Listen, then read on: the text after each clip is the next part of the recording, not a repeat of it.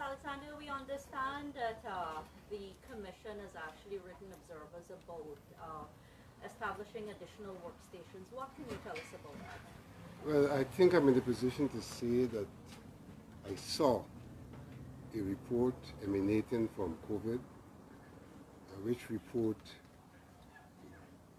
has given us permission to establish 2 more workstations. The report has expressed some concern about our total adherence to the stipulations that they had previously given to us. And in giving permission for 2 additional workstations, they are emphasizing that we should adhere to all of the stipulations in terms of social spacing, in terms of wash basins, in terms of sanitizing. We should adhere to all of that as we establish the 2 additional workstations. Did they use some sort of method?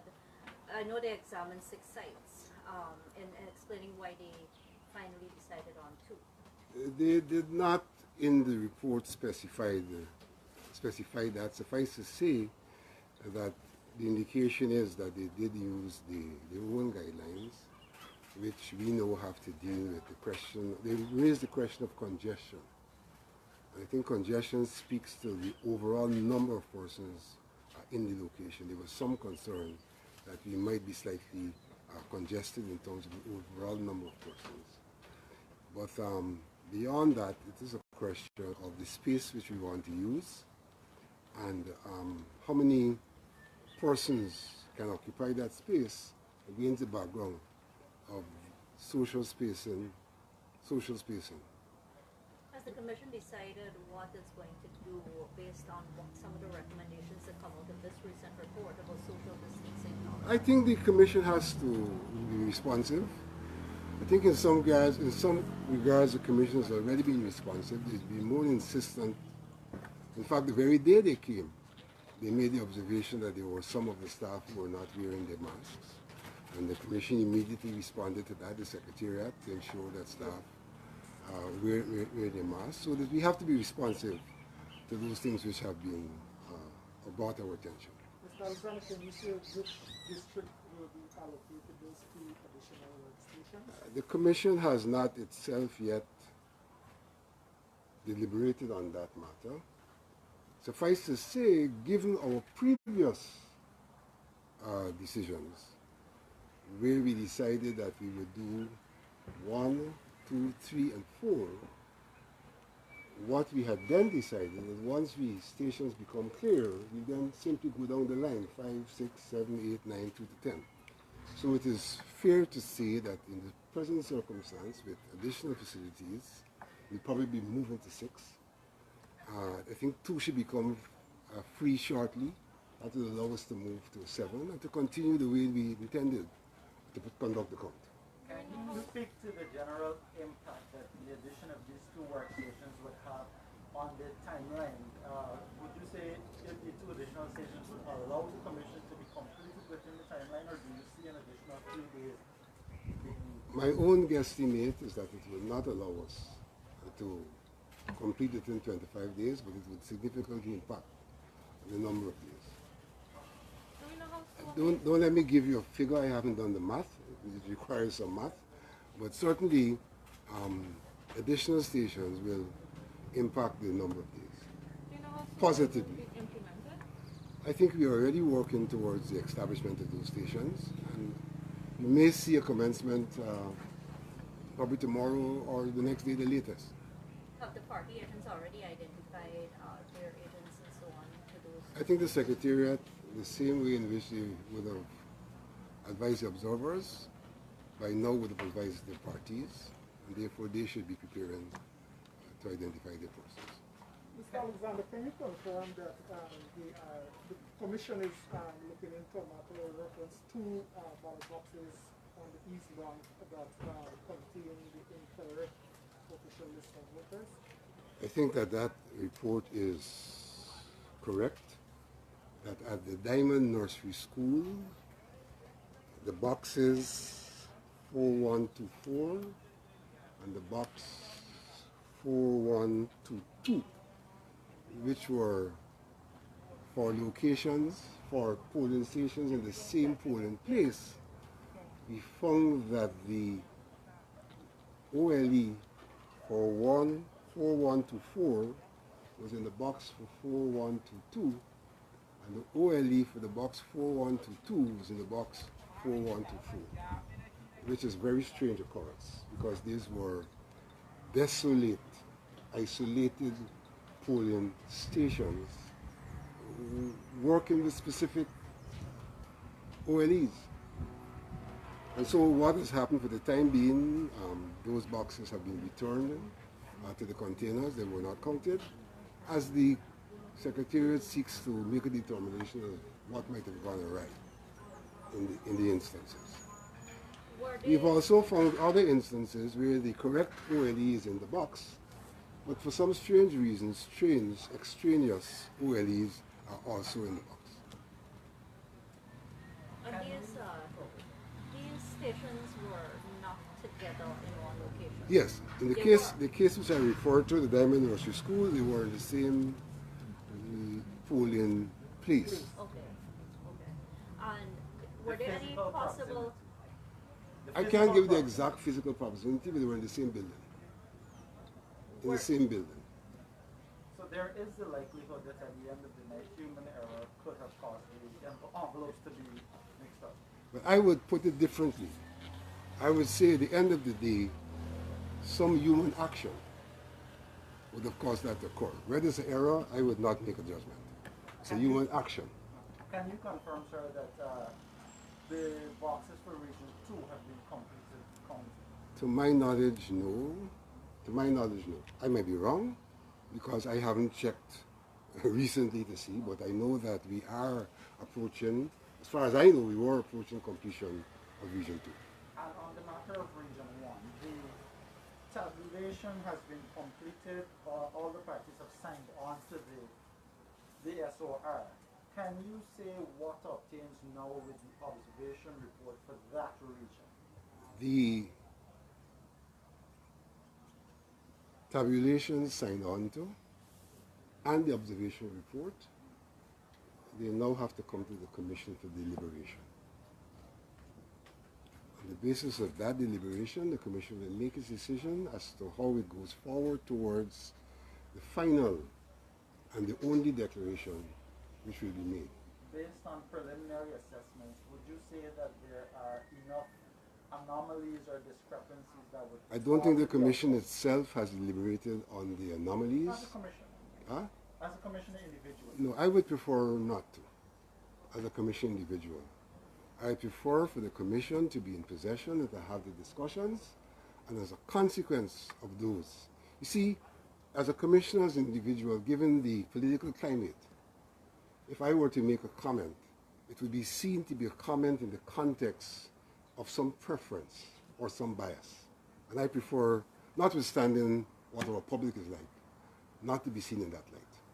If I can answer some clarity, Mr. Alexander, each observation report from each region will be deliberated on as they become available? That's what's going to happen? I think that that's what's going to happen because as the districts, stroke lead regions become available, those comprehensive reports will be brought to the Commission, and we will have an opportunity, I think, to deliberate district by district. Sir. This is at the final meeting or... No, this will be a number of meetings. This will be a number of meetings. So this is to approve district by district? I wouldn't, it's to deliberate on them and to determine if there is any specific action we want to be taken in relation to them. This would be separate from the commission meeting to deliberate on whether to accept the total result.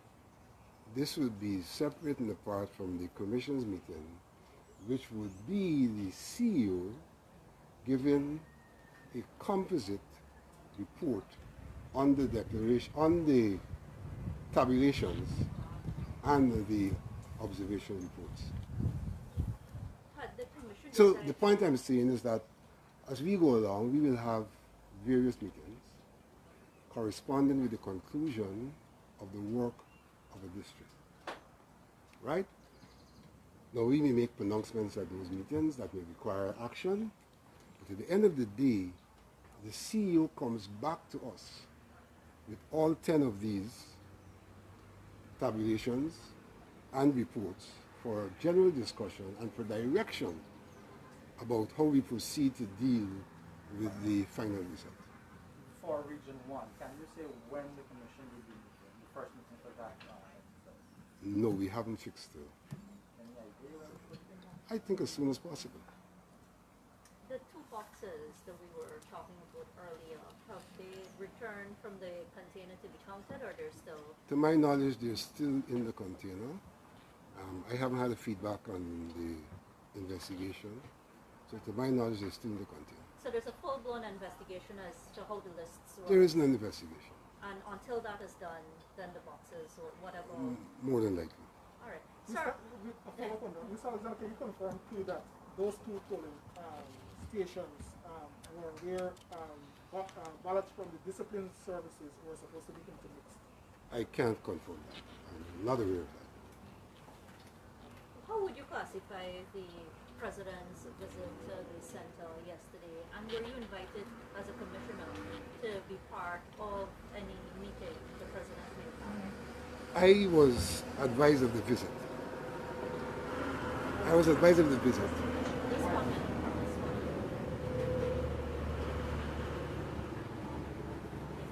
The nature of the visit, I thought, allowed me, if I cared to tag along.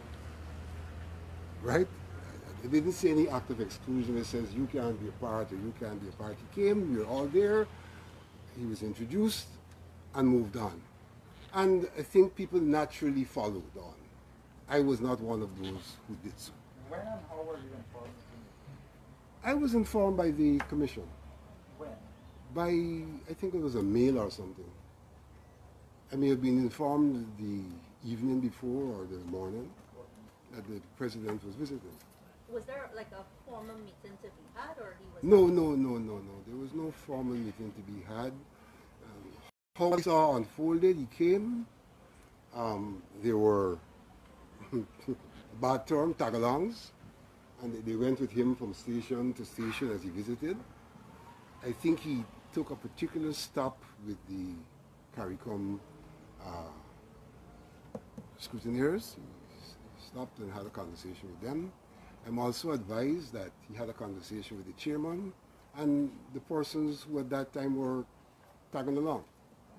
In your years as a commissioner, have you ever witnessed something like this where the president would be visiting the headquarters of GECOM or a key counting facility of that? Well, we've never had a recount.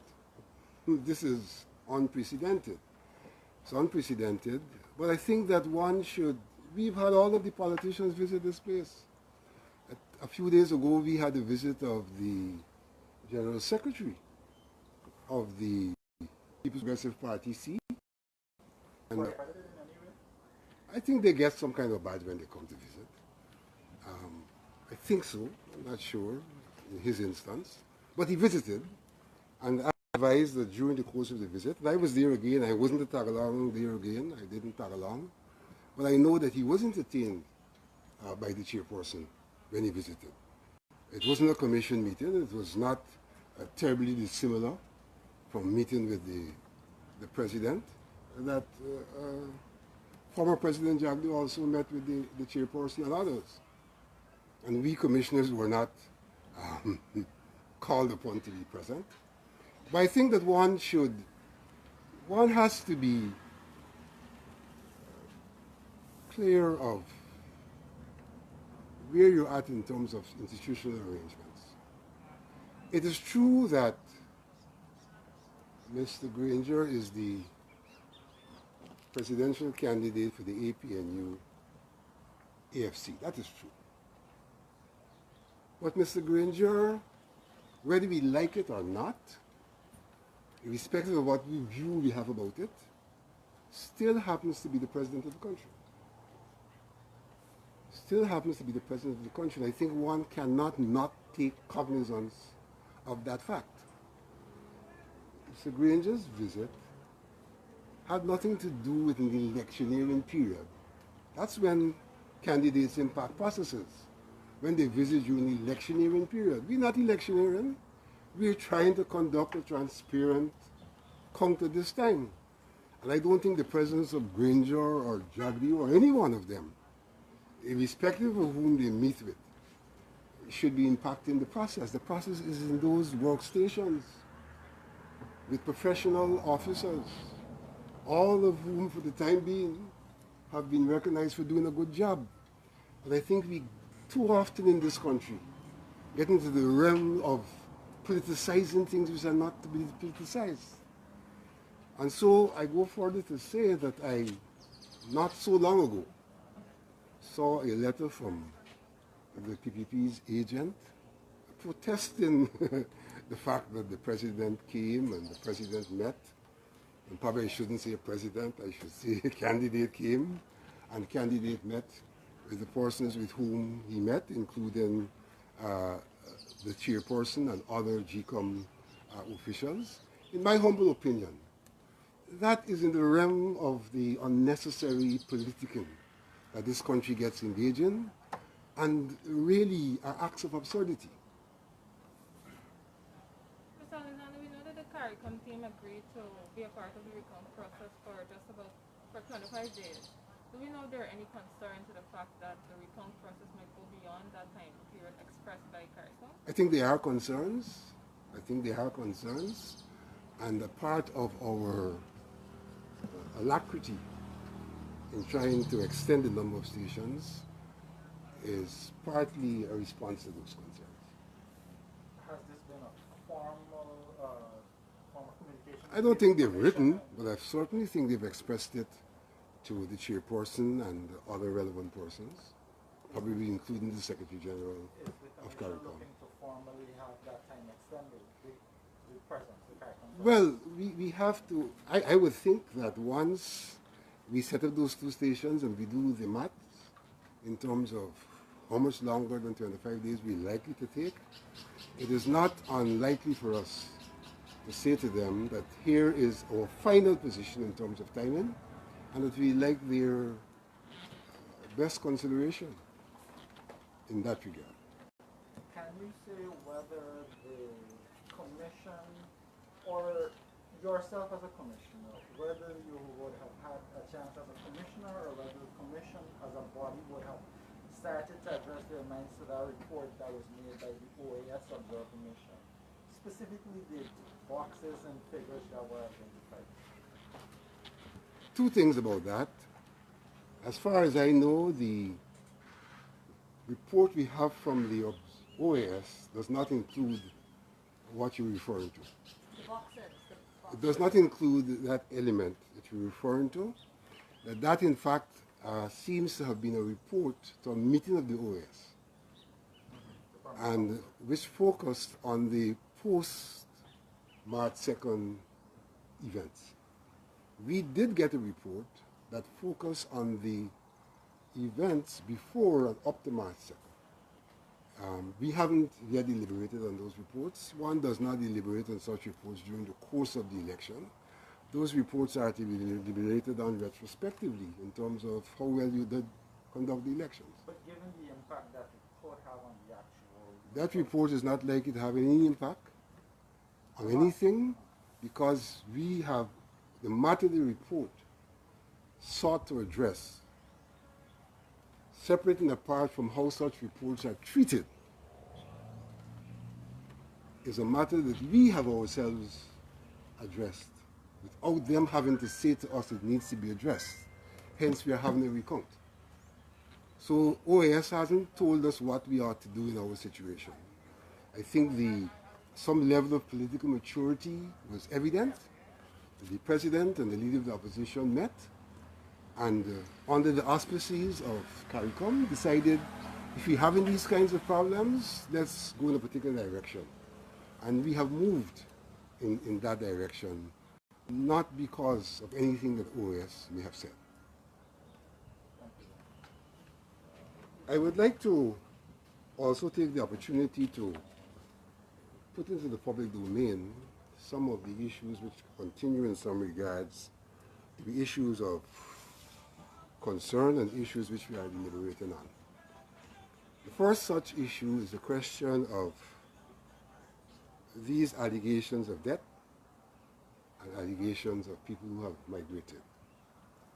It has been the expressed view that where evidence of death is presented, that we have to deliberate and to determine how we deal with that, because that will be a reality of that count, that you're counting votes that are not altogether pure because dead people would have voted. Now, bear me out, because the press has a way of taking juicy things. I'm not making a comment saying that dead people voted. I'm not saying that. I'm saying that we have determined that where there are allegations, the evidence should be presented. And if the evidence is presented, then we have to address our minds to that reality. Similarly, I think the question of the people who migrated and who is alleged will have had votes cast for them should be addressed. I don't think that the Commission is of one mind on this matter. It's not of one mind. There are those who are of the view that the people already vote, and how are you going to deal with a matter like that? And that in fact, where do you get information of that nature from? My own disposition is this. Regulation 40 of the National Registration Act provides for the Chief Immigration Officer to periodically to present to GECOM reports on people who depart and people who return to Guyana. The Chief Elections Officer, by virtue of that same regulation, has a discretion to determine how he deals with people who have departed and have not returned over a particular period of time in relation to the compilation of the National Register of Registrants and as a consequent, the voters list. From that perspective, my own disposition is that given the non-adherence in the past to that regulation, and what I considered in some regards to be the conscious non-adherence on the part of the state, that GECOM reserves the right at this time to request that information and to match that information against the allegations to see if the allegations have any foundation. That's my disposition. Just based on the allegation? There's the allegation. What I'm saying, here are people presenting information saying somebody left on date so-and-so. So they're trying to be evidential. I don't know if it meets the standards of court, but they're trying to be evidential. And I'm saying, given GECOM's obligation, which is in the law, that in that circumstance, the GECOM should seek information to be able to make a determination as to whether what is being postulated has any basis in fact. On that note, sir, can you say whether today anybody has submitted any type of... I have not seen it.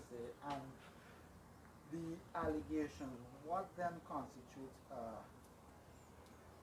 substantive allegations and not just GECOM now having to investigate a bunch of baseless allegations? Two things.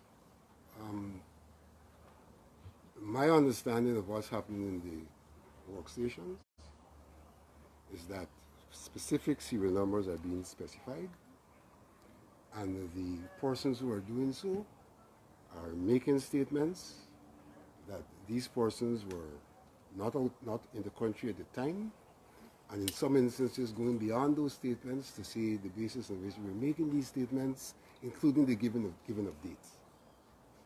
But right? Again, sir, just assume I'm a counting agent. I can go say anything. Oh, certainly. At what point does GECOM decide this sounds like something that I should look into? And again, I ask, has any evidence been actually presented? Two things. Any kind of paperwork? GECOM, I'm told that GECOM has been advised that evidence will be presented. Will be presented. So that we are merely observing, for making... Region 1. Region 1 has been completed. Yeah, for all of the instances. Has any been sent in for Region 1? I am told that in some instance or two or some instances, some death certificates have in fact Some death certificates have been submitted have to the been, commission. have been brought forward. Have they been accepted? Have by been the brought commission? forward. The commission itself has not deliberated on the matter, but documents have been brought forward. So as we speak, they are part of the report. They'll be a part. shall They report. are referenced, I would think. They are referenced in whatever reports we have. So the final documents per se, they're not.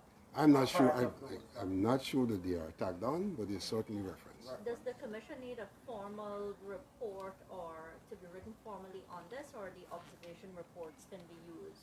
The in some observation reports will not be used unless conclusive evidence is presented. All right? But again, the Not be observation used. report is just referencing something, anything. Well, when we deliberative, there's no conclusive evidence. That will continue to be exactly what it is in observation. But I need to go on to the second aspect and to emphasize that my disposition is that GECOM, in the normal course of things in relation to migrants, have a legal obligation. And that in the circumstance of allegations being made, GECOM should seek to ensure it fulfills its legal obligation. On the question of debts, that obligation is fulfilled by GECOM. Hence, I wouldn't say that GECOM needs to go check on anybody. For the simple reason that the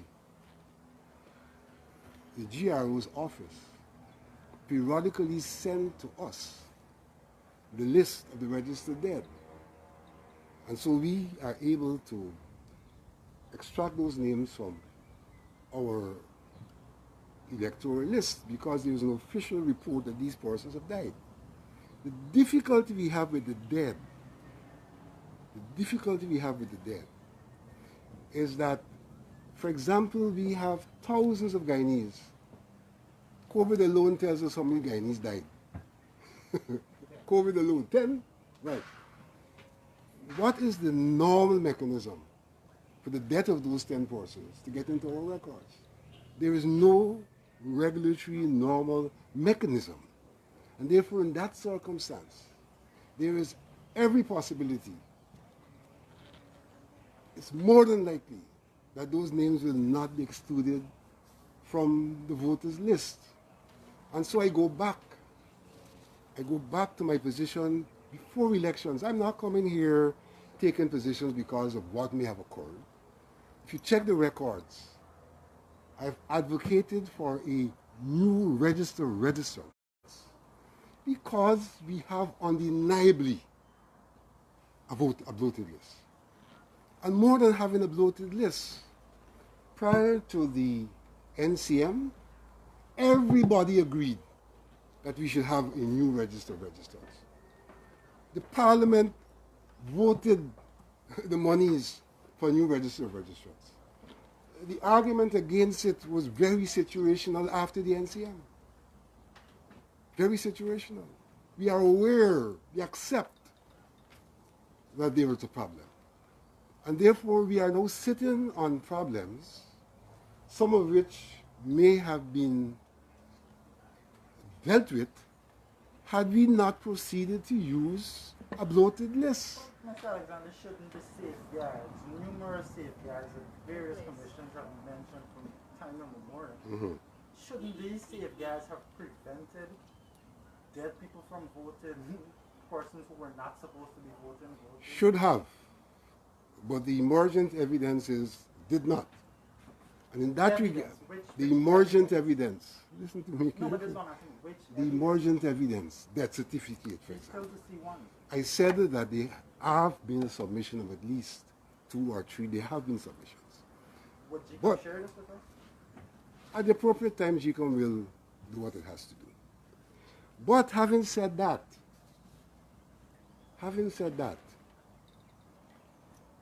I have made the argument before elections that notwithstanding this perfect system that we claim GECOM to have, that there are 2 factors.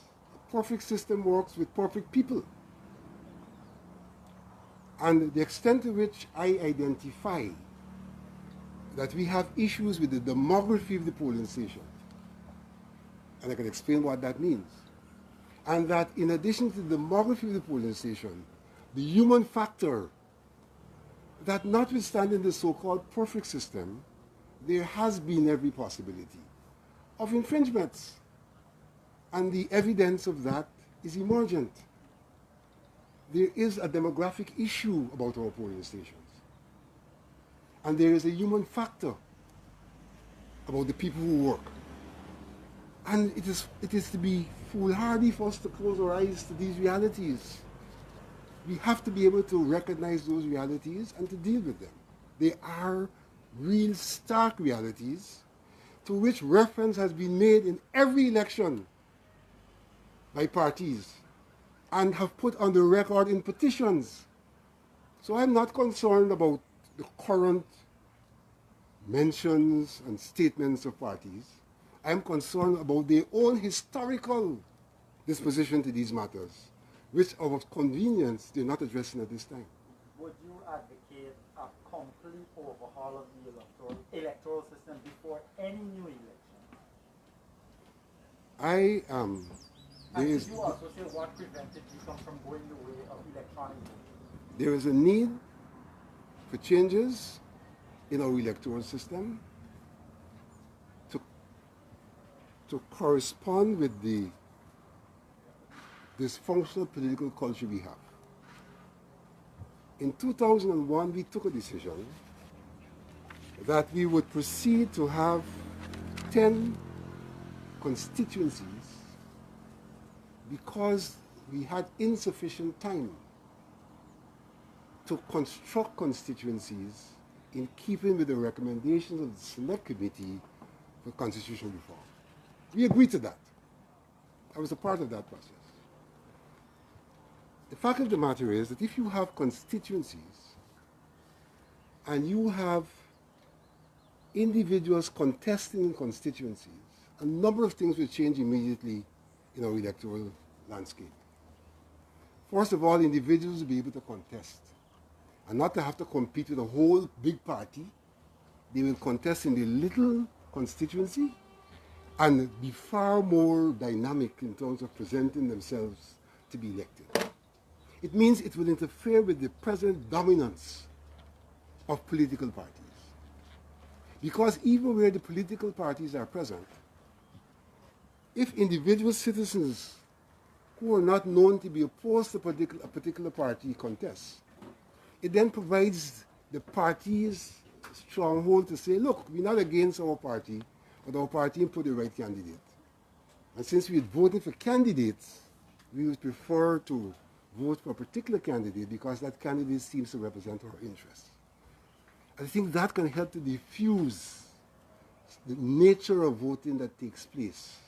And there is some evidence of that in terms of how we have proceeded with our local government elections. And we do have instances where independents have managed, and change takes time, but independents have managed to get onto the list. So I am an advocate for change of our electoral system. And in fact, an advocate for change of our political culture.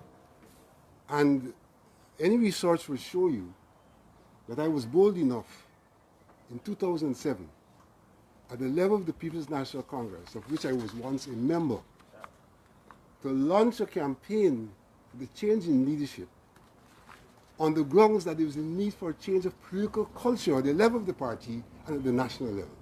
So I'm standing my ground. Electronic voting. Electronic voting, I don't think we've had the will to go in that direction.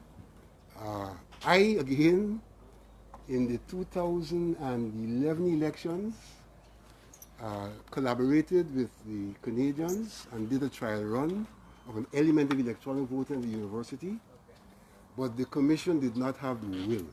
I think there is still a tremendous lack of trust in our operatives, the human factor, the human factor, and so the political directorates are cautious about going electronic because in some regards they feel they're going to lose control and that who is more techno-savvy would have a hold on the system.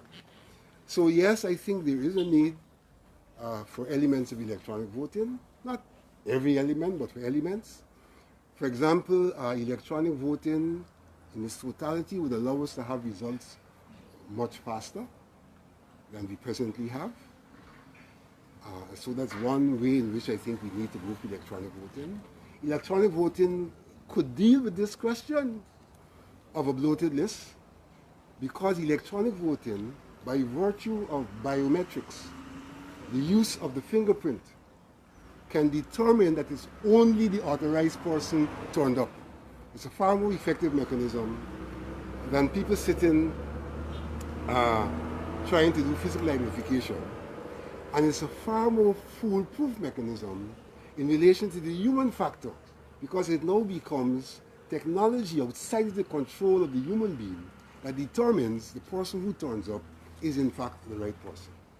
So yes, I think we ought to be looking at these matters as a way of improving our electoral systems. Mr. Alexander, I would like to take you back to consideration the Commission is considering. You mentioned about the migrant and the dead person, and there are wide allegations too of the discipline services votes, ballots, not having the 6-digit number in a number of the polling stations. Is that bridge under the water for No, the Commission? Or the bridge is not under the water. The Commission this morning discussed this matter, and we have taken decisions about how we continue to interrogate the matter. We have come up with instances where there are ballot papers that do not have 6 digits. We have been able to discern that there are 3 possible scenarios. Scenario 1, somebody goes to the polling station, that one ballot paper, as opposed to one ballot, is folded, and the stamp is supposed to be put at the top and at the bottom. The fact of the matter is, what you're putting the stamp on is 2 ballots, the general ballot and the regional ballot. Now, what we have found that there are some ballot boxes where all the general have a stamp and all the regional don't have. Now that suggests that that regional stamp is authentic insofar as the number of regional ballots complement the number of national ballots.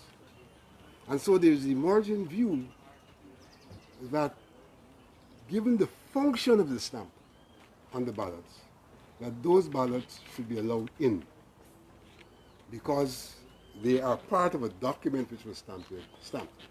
But because you separate the two when you do the count, there is no evidence of the stamp on the second one.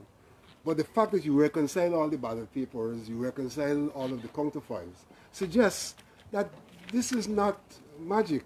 This didn't come from somewhere phony. And you shouldn't disenfranchise people because of some rule which says it is not stamped. For all intents and purposes, from the spirit of the law, it is stamped. So that's one scenario.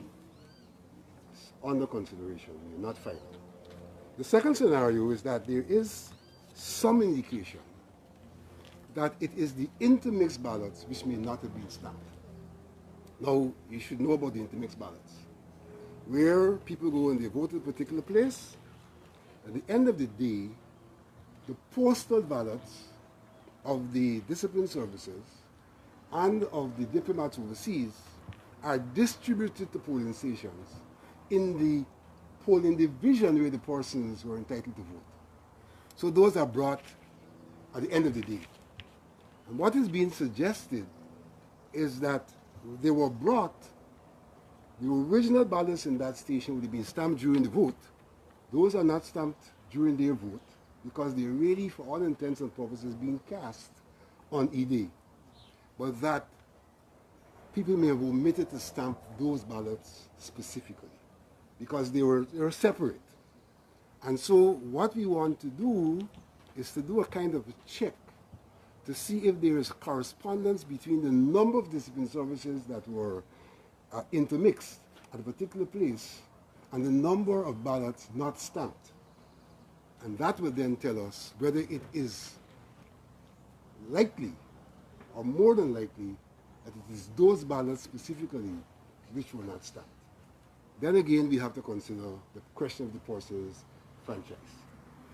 And we go further to say that in that exercise I just mentioned, if there are instances where the number of ballots not stamped exceed the number of discipline service ballots, then we cannot conclude that it was the discipline service ballots which were not stamped, because we don't know them one by one.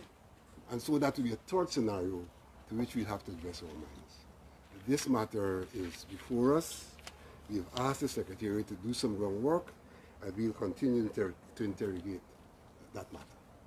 Based on the Region 1 recall, has the Commission been able to identify some of the possible reasons 348 ballots were deemed invalid? The invalidity really has to do with the normal procedures for rejects. We have had all sorts of situations where people have marked 2 X's, you know. I mean, some of it is good for fiction. Somebody mark 2 X's and go to the back of the ballot and write. You know? Nothing alarming about the figure. Huh? Nothing alarming about the figure, the quantum. No, I think in terms of electoral statistics, they're within the margins. What did it cost to print a ballot? I don't remember that offhand, please. I don't remember that offhand. But it's not inexpensive. Apart from the allegations of dead voters and migrants, well, those who would have left voting, can you say as a commissioner whether you would have been, over the course of the recount, been able to discern any type of pattern among the anomalies? Credible pattern or discrepancies? Because at the end of the Region 1 count per se, there isn't that much variation in the SOPs, or what was declared first, and the SOR. And I'm thinking, given the amount of allegations that would have been made. Well, the allegations have a lot to do with dead and migrated, and the status of those are still to be determined. Those are still to be determined. We do have unresolved issues in some regards, and which are coming back up.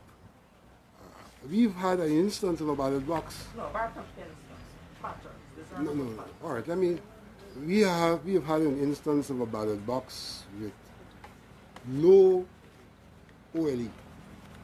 There's absolutely no reference, no documentation in the ballot box. So we've had a few instances, I think, where we could not. There's a pattern in terms of being unable. There is a pattern, since you're asking for patterns, of being unable to identify the OLE with a particular number of persons who voted. Because in the box, rather than have the OLE of the presiding officer, you have 4 or 5 OLEs. And so you can't say that this is the one we're supposed to use to check against the number of ballots to see that the ballots do not exceed the number of... But wouldn't those 5 OLEs say the same thing? They haven't. In most instances, no. In most instances, no. In most instances, they have not.